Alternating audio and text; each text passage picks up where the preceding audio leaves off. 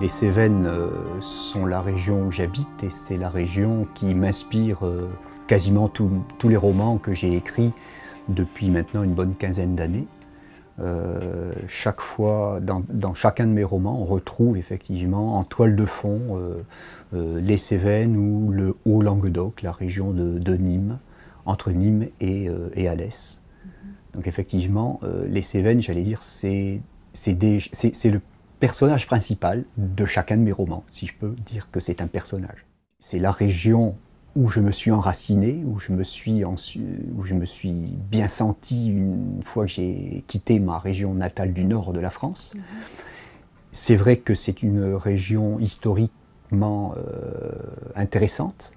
C'est l'une des patries du protestantisme en France, ce qui a marqué l'état d'esprit de cette population cévenole, qui est une population qui a vécu souvent assez chichement, dans l'austérité, un petit peu à l'image des Cévennes, qui sont effectivement austères, d'une austère beauté, comme on dit souvent. Et on retrouve dans les Cévennes beaucoup de thèmes qu'on va retrouver dans d'autres régions. Ce n'est pas spécifiquement cévenol, hein. La soie, le charbon, la vigne sont des thèmes que j'ai exploités pour les Cévennes. On peut retrouver ça ailleurs. Bon, mais c'est aussi cévenol, donc voilà pourquoi eh bien, ce sont autant de thèmes que j'ai voulu traiter dans mes romans. Avec Les Rives Blanches, le premier roman que j'ai publié ici aux Presses de la Cité, j'ai eu le prix de l'Académie cévenole, qui est décerné à Alès par un jury composé effectivement de cévenols bontins. Et donc là, effectivement, c'est un prix qu'on attribue soit à un auteur cévenol, soit à un auteur qui a écrit sur les Cévennes. Il y a des auteurs qui ne sont pas forcément publiés aux Presses de la Cité, hein, que j'aime beaucoup.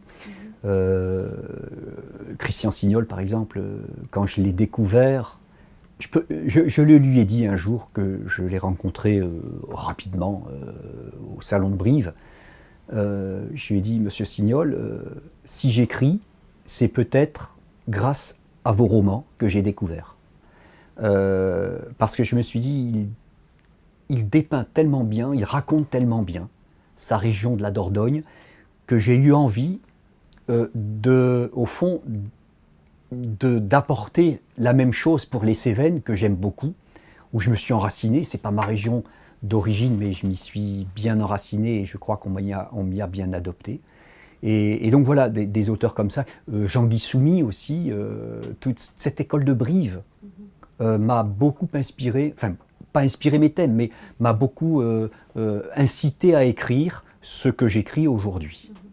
Et donc effectivement, et à ce propos, je me pose la question, mon roman Les Rocheforts vient d'être édité par les éditions Open Road à New York, et ça m'a bien étonné que les Américains puissent s'intéresser effectivement à la littérature régionale française. Déjà, la littérature française, c'est déjà curieux, mais alors à la littérature régionale, bon, alors j'en ai parlé et je ne sais plus qui m'a dit, mais ce n'est pas tellement étonnant, ce type de littérature, je dis bien ce type de littérature, a un grand public aux États-Unis pour leur littérature, leurs auteurs, leur région, je veux dire, si on peut parler de région aux États-Unis, hein. C'est un genre qui, j'allais dire, est un peu décrié chez nous, je m'en expliquerai peut-être après, mais aux États-Unis, c'est un genre qui est très apprécié. Et donc, ils ont de grands auteurs, hein, qui mettent en évidence leur région, le Mississippi, la Virginie, etc.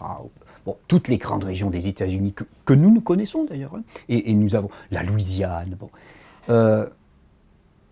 Et je disais qu'en France, on a un peu tendance à